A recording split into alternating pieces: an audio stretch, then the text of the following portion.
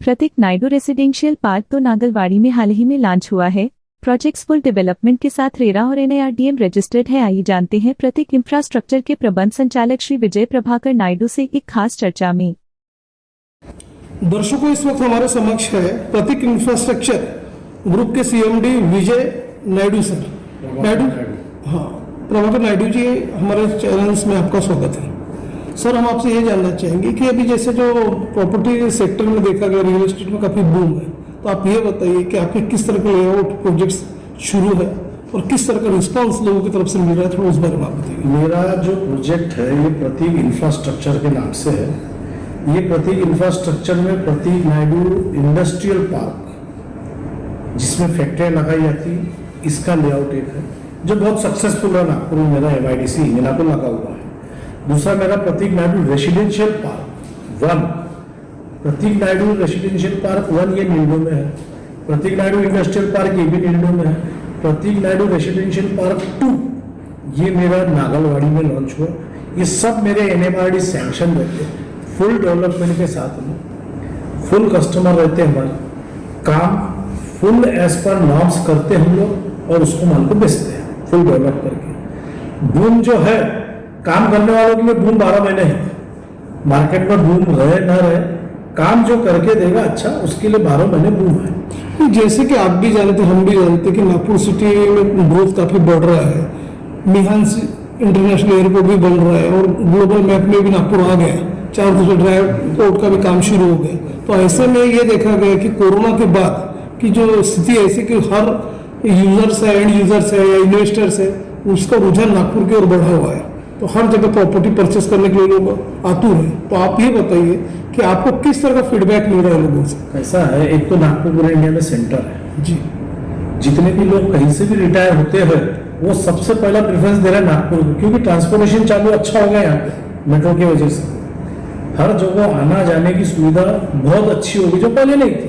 इसके वजह से जितने भी आउटर साइड के जो लेआउट्स है या बिल्डिंग के काम है, इसको बूम इसलिए मिल रहा है क्योंकि कन्वीनियंस हो गया है, ट्रैवलिंग, आना जाना, ट्रांसपोर्टेशन कन्वीनियंट हो गया।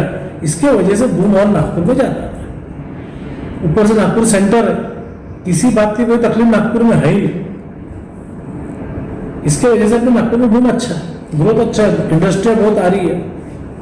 सर, ओवरऑल ये देखा गया है कि अभी कैसा है, ये नागपुर जो पर्टिकुलर जो क्षेत्र है अपना, इसमें काफी कॉर्पोरेट सेक्टर्स की भी एंट्री हो गई है। कई बिल्डर्स लोग आ गए, बड़े बड़े बिल्डर्स, बिग प्लेयर्स भी आ गए।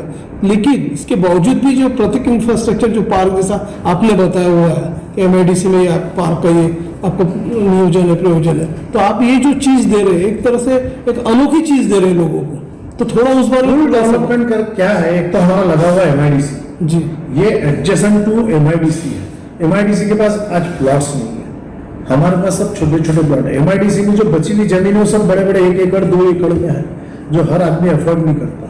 हमारे यहाँ जो प्लॉट है वो 3200 फुट से लेकर 5000 फुट तक के है, जो एक आम आदमी छोटी इंडस्ट्री लगाने वाला भी ले सकता है प्लॉट, जिसके बजट में बैठता है। ऊपर से 100% सैंक्शन लेआउट है, गवर्नमेंट की हर फैसिलिटी मिलती है हमारे लेआउट में। यहाँ तक कि स्टैम्प ड्यूटी एग्जम्पशन मिलती है, लोगों की सैलरी हम फ्री में करके देते हैं। यहाँ पे गवर्नमेंट ने बेनिफिट दिया हुआ है, 1% रजिस्ट्रेशन में स्टैम्प ड्यूटी फ्री है। यहाँ पे फुल डेवलपमेंट है, cement road, sugar line, strong water line, electrification, plantation, हर चीज करके दिया है। इसलिए वैसे ही हमारे लेआउट को बहुत अच्छा है। अब ये भी देखा गया कि मेट्रो का इंफ्रास्ट्रक्चर काफी बढ़ रहा है, मेट्रो लाइन जा रही है, लोगों का भी रुझान बढ़ रहा है। और दूसरी बात है कि सरकार की तरफ से देखा गया है कि सरकार ने जो सब्सिडी कम कर दी, जो PMY को स्लैश कर दिया उसने, सरकार ने कर दिया, और मेट्रो सेज भी लगा दिया, उसका कुछ इफेक्ट हो रहा है क्या आपके प्रोजेक्ट में? सर, जिसको काम करना है उसके लिए तो कोई इफेक्ट है ही नहीं। अब जो आदमी नया नया आया है, जो सोचता है कि भैया 5 साल बाद मैं काम करूंगा, उसके लिए इफेक्ट आया। जिसको इंडस्ट्री डालना है वो ये सब नहीं सोचता ना सेस बढ़ गया या क्या बढ़ गया, स्टैम्प ड्यूटी बढ़ गई घट गई, उससे इसको कोई लेना देना नहीं रहता। जैसे आज मेरे छोटी छोटी इंडस्ट्री वालों ने लगाया 3000 4000 फुट में प्लॉट, वो ये सब नहीं सोचता कि भैया सेस लग रहा नहीं लग रहा, हमको तो प्लॉट होना। और MIDC जैसी जो संस्था है अपने नागपुर में, MIDC, ये वहाँ के जो ऑफिसर्स लोगों खुद मेरे कस्टमर्स बेचते हैं कि भैया नायडू जी का लेआउट 100% सैंक्शन है, पूरे हिंगना में इंडस्ट्रियल लेआउट मेरा ही सैंक्शन है। जैसा देखा गया कि नायडू इंफ्रास्ट्रक्चर एक जाना माना, एक चर्चित नाम है पूरे संभाग में, लेकिन उनका सर सचिन नाम है। जी, लेकिन प्रश्न ये उठता है कि यहाँ का जियोग्राफिकल अपन देखा गया है कि यहाँ पे जो MIDC में है कम से कम 20 से 30% या 50% जो उद्योग है काफी बीमार है, मतलब उनका कुछ ग्रोथ नहीं हो रहा है। कैसा है तो जैसा जो, अभी जो उद्योग बीमार हुए वो सब बैंक की फैसिलिटी खा के बीमार हो गए। अब जो बंद इंडस्ट्रिया थी वो भी प्लॉट सब बिक चुकी है। आज MIDC में 100% जो बीमार उद्योग की जो जगह थी वो भी बिक चुकी है, और नहीं जो जिनके ऑलरेडी इंडस्ट्रिया यहाँ पे है उनको भी गवर्नमेंट ने जो खाली जगह पड़ी थी MIDC की वो भी अलॉट करना चालू कर दी। मोटा मोटी देखा जाए तो आप नागपुर MIDC में ज्यादा जगह है ही नहीं। अब जो जगह बची है वो 1 एकड़ 2 एकड़ इस प्रमाण में बची, छोटी कोई प्लॉट है ही नहीं। उसकी वजह से तो हमारे तो डिमांड ज्यादा है, क्योंकि हमारे पास छोटे छोटे प्लॉट है, 3200 3000 4000 ये रेंज में MIDC में प्लॉट नहीं है। उसकी वजह से हमारे पास डिमांड ज्यादा है, उसकी वजह से हमारा प्लॉट सब बिक चुका है।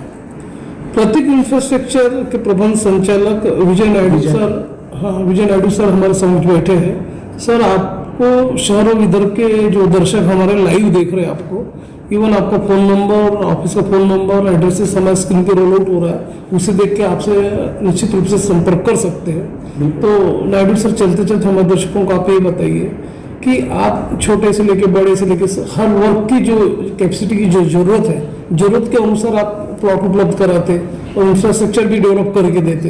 तो आप ये बताइए कि और क्या क्या फैसिलिटीज एमिनिटीज भी आप देने जा रहे हैं इसके अलावा? एक्चुअल में जो गवर्नमेंट आजकल वैसे भी रेरा आ गया, आपको मालूम है रेरा का रजिस्ट्रेशन सबसे पहला महत्व का काम आजकल रेरा हो गया। हम लोग जो भी लेआउट सैंक्शन करते बगैर रेरा के हम काम नहीं करते। अभी मेरा एक अपकमिंग नागलवाड़ी में अभी रिसेंटली अभी 8-10 दिन में लॉन्च हो जाएगा, रेरा नंबर के लिए रुका है, वो सोमवार को आ जाएगा अभी हमारा। तो रेरा एक ऐसी चीज है जहां पे तुम्हारे को हर 2 महीने 3 महीने में अपग्रेड करना पड़ता है कि आपने क्या काम अपने लेआउट में किया है। और रेरा का कानून अभी इतना स्ट्रिक्ट हो गया, ना सैल्यूट होती है, ना कहीं कोई काम होता नहीं बगैर रेरा के।